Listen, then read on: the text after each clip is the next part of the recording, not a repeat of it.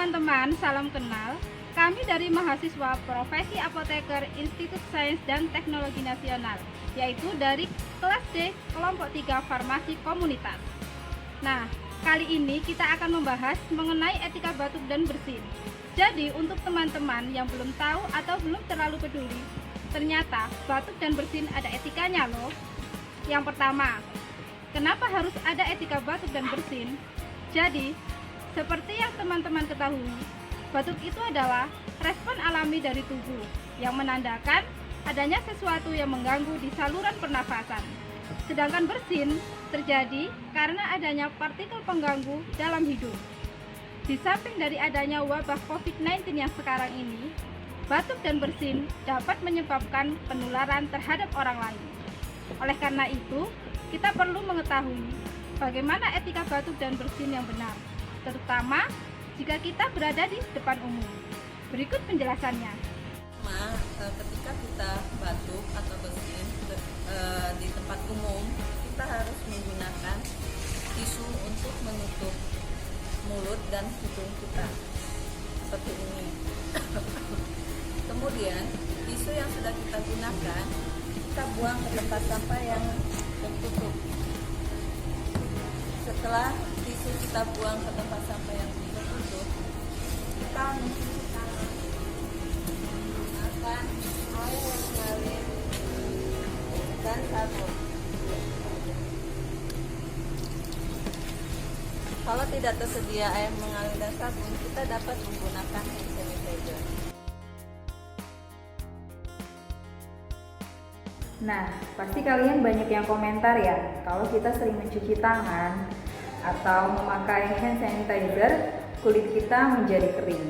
Oleh sebab itu, kita bisa menggunakan hand cream untuk menjaga kelembapan kulit kita. Tapi, hal yang utama adalah kita harus menjaga asupan cairan dalam tubuh kita, yaitu dengan banyak meminum air. Dengan banyak meminum air, maka kelembaban kulit tubuh kita akan tetap terjaga. Jadi, jangan khawatir lagi ya kalau kita sering mencuci tangan atau memakai hand sanitizer. Nah, bagaimana kalau tidak ada tisu? Kalau tidak ada tisu, kita bisa menggunakan lengan atas baju kita ya. Contohnya seperti ini. Tujuannya agar droplet yang dikeluarkan oleh mulut tidak menyebar melalui udara.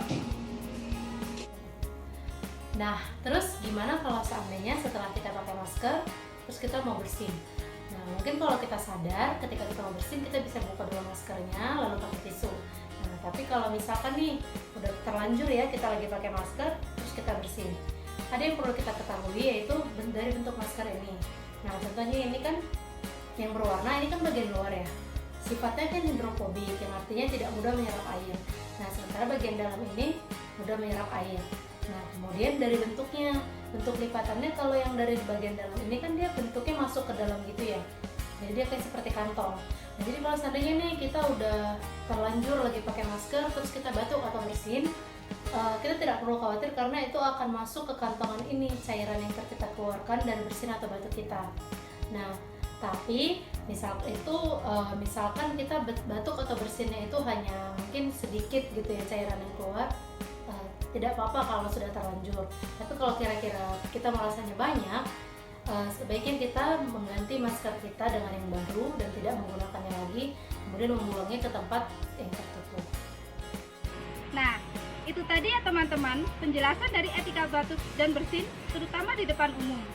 Jadi, mulai sekarang kita harus lebih peduli untuk menerapkan etika batuk dan bersin yang benar. Kita juga harus peduli terutama terhadap diri kita sendiri, keluarga, lingkungan, atau orang lain di sekitar kita. Apabila mereka masih ada yang belum menerapkan etika batuk dan bersin yang benar, ada baiknya kita saling mengingatkan. Nah, demikianlah penjelasan dan promosi kesehatan dari kami dengan judul etika batuk dan bersin.